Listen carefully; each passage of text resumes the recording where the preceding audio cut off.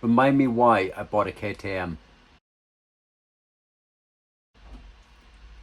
Welcome back to the channel. Right, I've got a problem. I've got a real problem. I've come onto this track this morning and I just stopped just to sort some gear out. Went to start the bike again. It won't start. Immobilizer problem. Immobilizer aerial, it says. So I'm just going to switch everything off again. Leave it for 5 or 10 minutes and try it again. Otherwise, I'm going to be ringing KTM. Not ideal.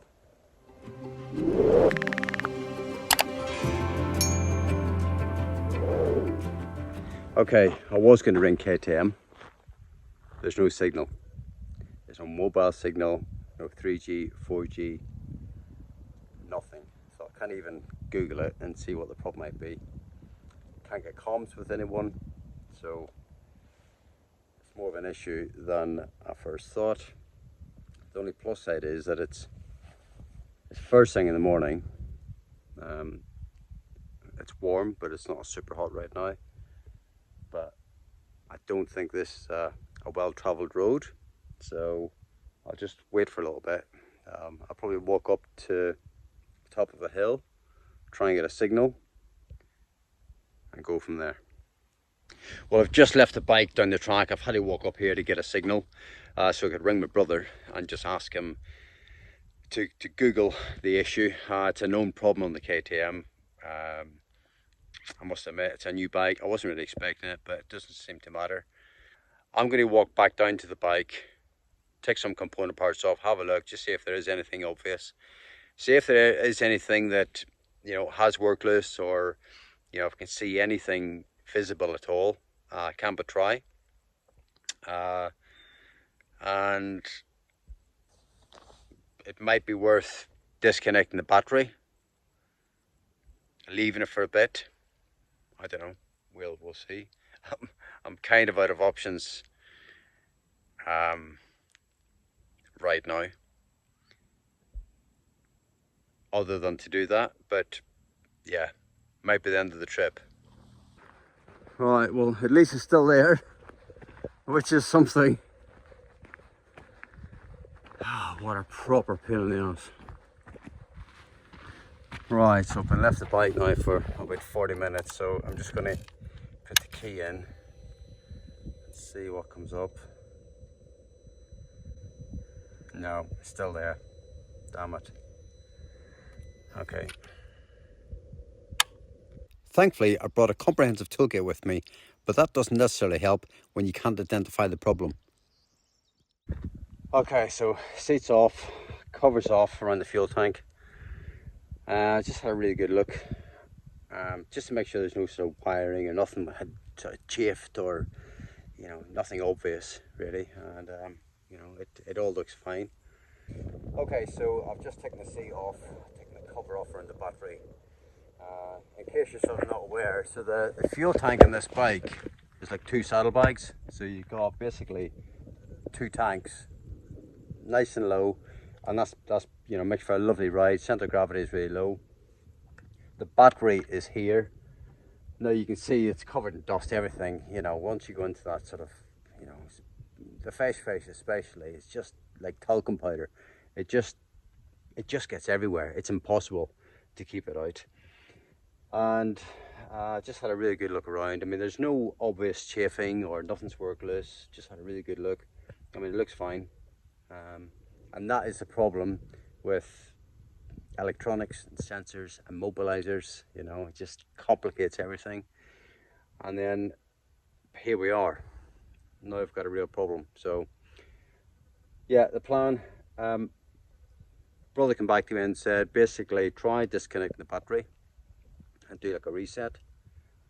So I will do that. I'll leave it for a few minutes and we will see. Other than that, it's definitely going to be a case of ringing KTM. You know what they're going to say. They're going to say, oh yeah, bring it in, we'll have a look at it. Yeah, great. Okay, that's obviously why we buy adventure bikes.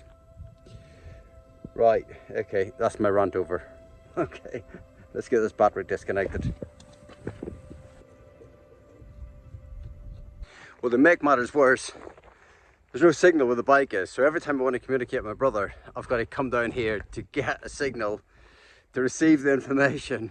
And it's a bloody faff, to be honest with you. I mean, it's only 20 minutes, but 20 minutes here, 20 minutes back. Yeah, the day is getting on. So, yeah, I've got a feeling this KTM might be getting changed. Well, it's still there. Of course it's still there. It's not like someone's going to nick it.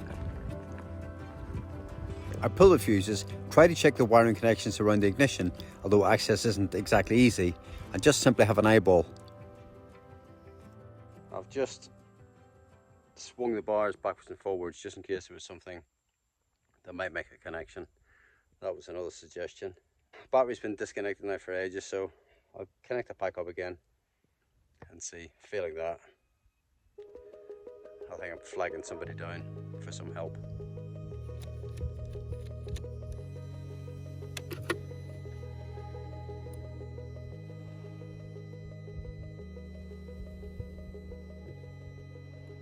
Yes!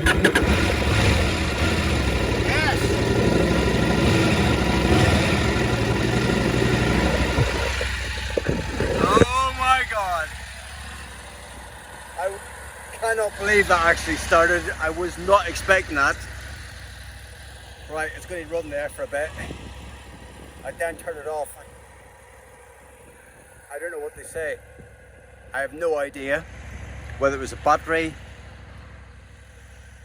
the little pinch, or what it doesn't do is still me with confidence. Maybe question turning the bike off now. Whilst the bike runs, I refit the plastic panels and seat, pack up my tools and get my bike gear on, ready for the day ahead.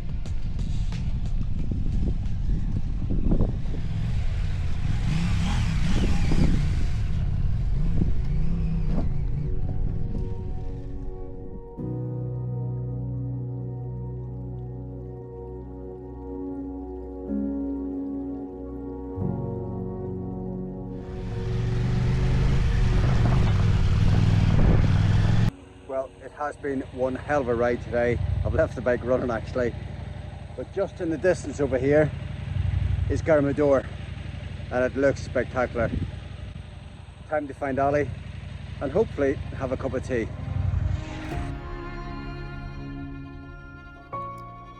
If you're in the area, this place, otherwise known as a Portuguese prison, is definitely worth a visit.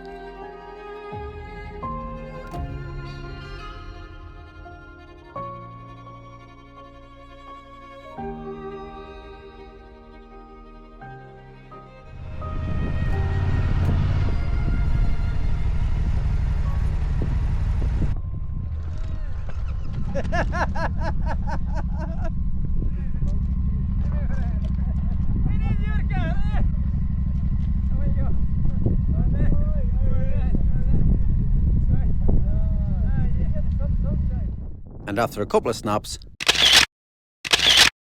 Ali does indeed get the kettle on, and for a man that didn't go to school, he can speak 5 languages, and in all the time I've known him, he has never asked me for anything. We say our farewells until the next time, but as the day is passing by, it's time to head south.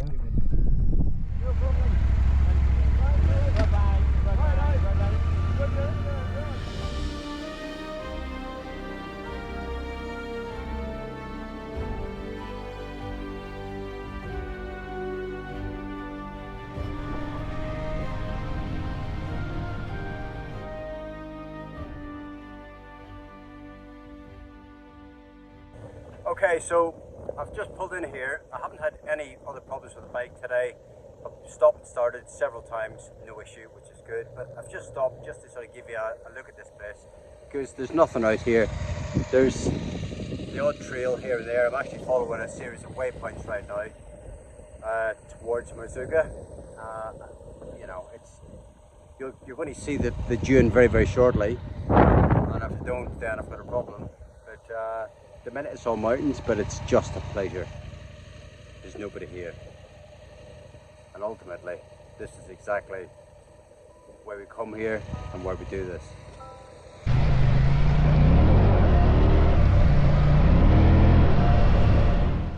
There is an element of risk in such remote places, but I know exactly where I am at any given time. If required, and certainly in terms of mechanical failure, I could walk out. But yes, admittedly, a crash or medical issue would be more of a problem, so I don't go crazy or tackle unnecessary obstacles. With the unmissable sand dune Jagged in my sights, I approach the town of Amazigh and my accommodation for tonight.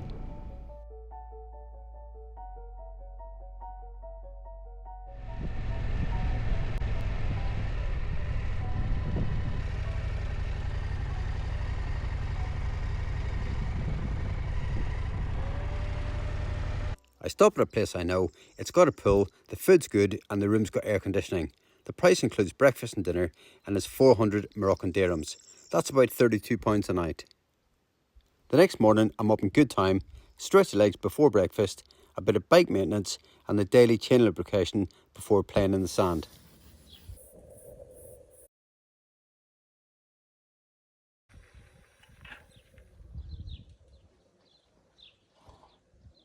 Right, whilst the bike is on the shade and I haven't got my bike gear on, first test of the morning, will the bike actually start?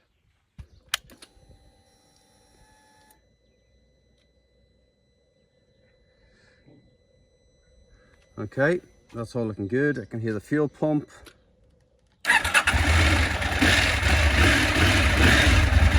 Well, yeah, it started, you know, as if nothing ever happened. I just let the bike get up to temperature for a minute or two, and then I'll get my bike gear on and go out and play. But yeah, it has definitely planted that seed of doubt, and you know, that's not ideal, to be honest with you. Particularly, you know, here I am in the desert. Make sure I carry lots of water today. The only good thing about here is there's lots of bikers, lots of local people in 4x4, so you know, if I did have a problem, I could get recovered. There's lots of people go out there into the desert, middle of nowhere, get bogged in the soft sand, and then have to get retrieved. So, you know, I'm confident where I'm going to be going today. You know, if there is a problem, I'll be able to call in someone.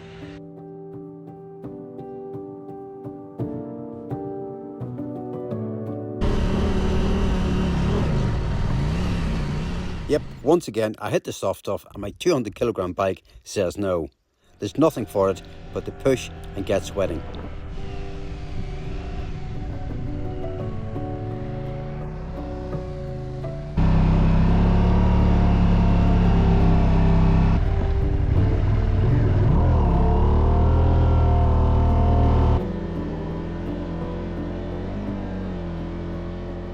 As beautiful as it is, I've got to admit defeat. I'm done with dunes and soft sand. Maybe with a different set of tyres, I'd stand more of a chance. But for now, I call it a day. It's time to head back to the hotel for a romantic dinner for one. Guys, good morning. Well, I'm feeling somewhat refreshed, which is great. I needed a little bit of respite, but I've got the map here because I want to show you pretty much where I've come from, what the plan is, and the next stage. Okay, so there's our map. So it's a Michelin map, it's a 742. And just a couple of reference points really. So up here is our point of entry, which is Tangier Med. Marrakesh is here, and that's currently where the truck is parked. And I'm currently over here in Amazigh, on this little area here. If I sort of zoom in, all right, that is the big sand dune, Jagged. So a few of the reference points, we've got the High Atlas Mountains just here. We've got the Anti Atlas Mountains just here. And this is the area really that I love the most. All right, so what I should point out as well is running down here to the east, okay, and coming all the way along, that yellow line, that is the Algerian border, okay, and then that goes all the way south through the Western Sahara into Mauritania. So a few other spots on here. So we've got Ouarzazate on here. And the plan really sort of south of south of the Anti Atlas, really. I'll dip into them. We've got foam squid. We've obviously been around here already having a play in the truck, which is just fabulous. And the plan really is to go from here all the way across, southwest if you like, all the way down, and possibly all the way down to Tantan here. I'll have to see how I'm fixed for time, but we shall see. Certainly should get to Asa, and then at some point I'm going to have to head north again, back up to Marrakech. But for now, it's time to get this map packed up, get my gear on, and get back on the track. So the plan this morning, all right, is to jump on the road for about an hour, because I've got to go back the way I came. And the problem I've got is, the reason I can't just cut straight across is because it's all sand. And unless you're in really a sort of four-wheel drive vehicle, then with your tires down, you're not getting across there, because it is really just sand. And lots of people try, and there's loads of images online of people getting rescued, basically. Same size bikes, you know, regardless of tires and luggage and all the rest of it. Lots of people give it a go. Yeah, I'll get through. You know, big groups are being rescued by local people in pickups, you know, and they're lifting the bikes into the back, and it's a complete faff, and it's costing them money, and it's just a sort of waste of a day, really. So I'm not even going to attempt it, because I know that I can't get through, as much as I would like to try. So the plan really is to sort of backtrack on myself, and then I'm basically going to come off the road onto a track and try and do as much as I can. My map's blowing away. And then I've got a really good route for today. Sort of dipping back into the Anti Atlas. It's a big day on the bike, and we shall see where that brings us out. I don't even know where I'm stopping tonight, to be honest with you. I've got a very, very loose plan, and that's how I like it. I've also been doing a bit of research into my KTM failure. It is a known issue, and although owners suggest everything from changing the battery to trying the spare key, replacing the immobiliser section of the wiring harness, and even replacing the whole loom, there isn't one definitive fix.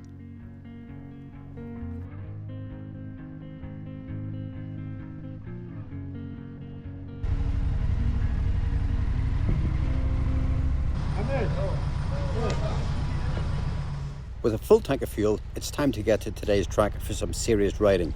But first, I've got to navigate Market Day.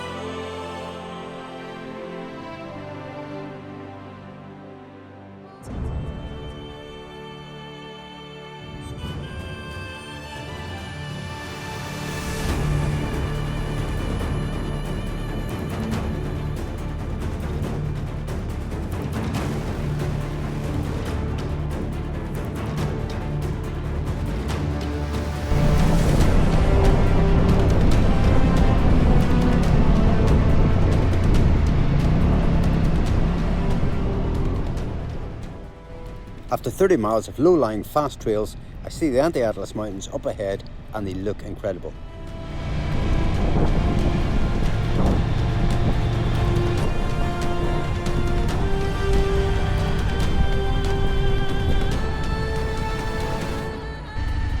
Well, look at that. That is incredible. What a view. Well, don't turn the bike off.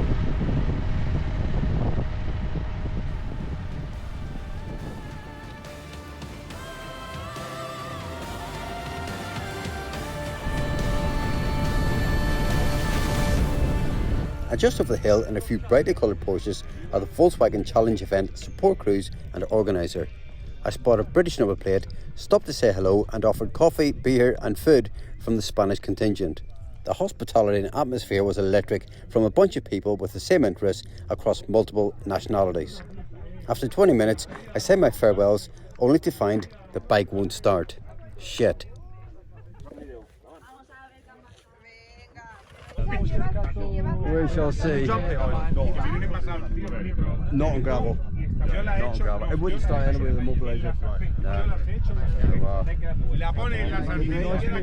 Take it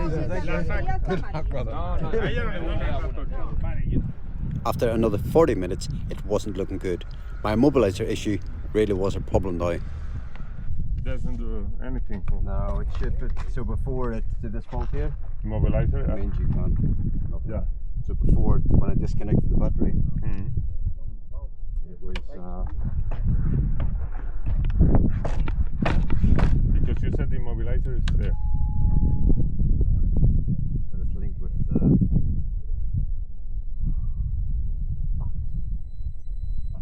right, I've got a real problem here. Okay, bye guys. Okay, so the situation is, I've tried it several times, it isn't starting. Danny, the guy in the yellow Porsche, he's the event organizer of the Volkswagen Challenge, and he's got the waypoint, he's got my telephone number, and there's no signal here. So we've arranged that if I can get this started in the next couple of hours, then I'll ride, get a signal, contact him and say hold off. Otherwise, he's going to try and arrange a local guy with a pickup of some sort of transport to come out here and yeah, recover me, I suppose. But I think no matter what happens, I'm going to call it a day. Can't be doing this. You know, we literally are in the middle of nowhere yet again. As much as there was lots of people here and lots of activity, that's why I pulled in to say hello. There was a few British plates, and yeah, it's not a good situation. It's clouded over today, which is helpful. You're not in that intense heat. There's a little breeze, it's good. I've got lots of water. But yeah, here we are. Absolute bollocks of a situation, to be honest with you. I'm really pissed off with KTM. You know, this bike is under warranty, but you know, warranty's no good to you when you're stuck out here, KTM. So, you know, I laughed, you know, and sort of made a joke the other day, but this is getting serious now. When you're out here and this happens, you know, for an adventure bike, it's not acceptable in any way, shape or form. And given that this is a known problem, it's doubly not acceptable. So, yeah. So you can see the problem here. You can see the bike only has 1,733 miles on it. You know, so there's virtually brand new, this bike. You know, 92 miles on it when I bought the bike. And yeah, you just don't expect that at all. So, but as long as that immobilizer fault is there, this bike isn't going to start.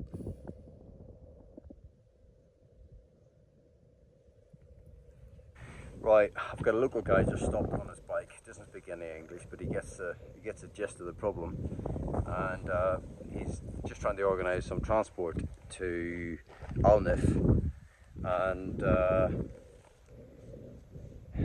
yeah, from there we shall see. I might have to get the truck and then come back and pick it up.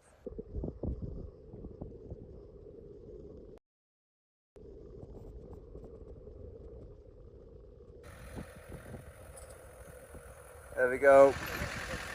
There's rescue. Okay, just going to get this put back together again and get the bike in the back of here.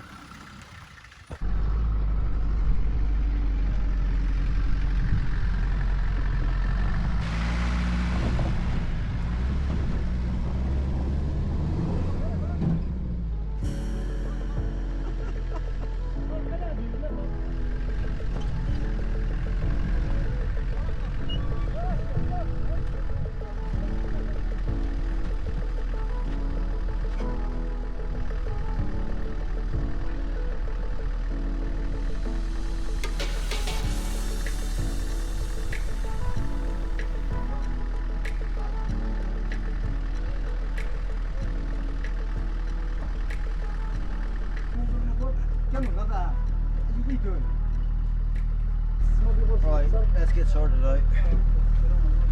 Okay, we're loaded up. We're on our way back to Elnif for well, a hotel and a reassess. Well, yeah. I mean, great effort, I have to say. You've got to give it to these guys. Look at that. Hey.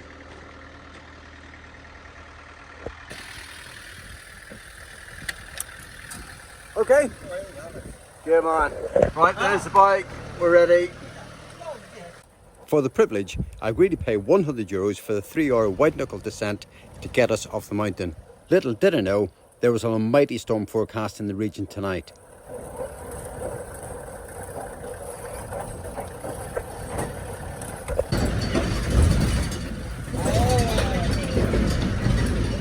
Okay. Well, the scenery is outstanding. I'll spin the camera out, you can see it.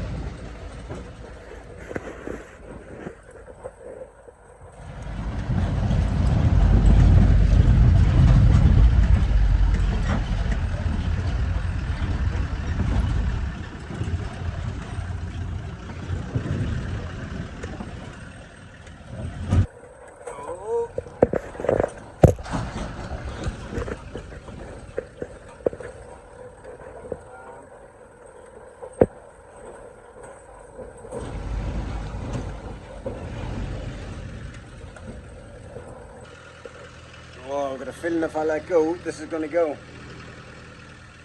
But it's just going to get a rock. Right, time to get out and help. I think the stand is just going through the floor of his van.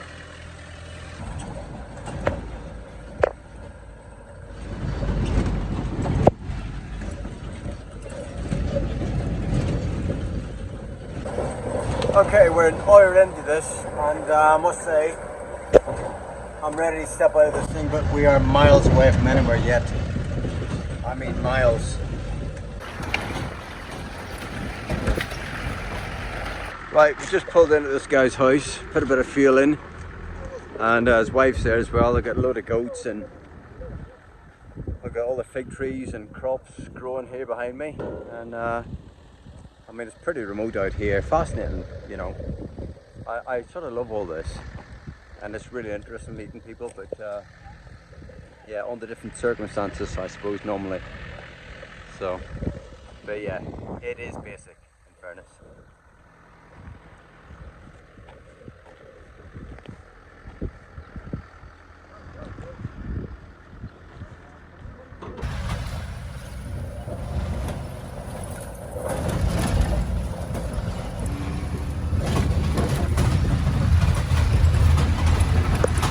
Well, the weather is up again, the wind is up, and you can see the rain starting to come towards us.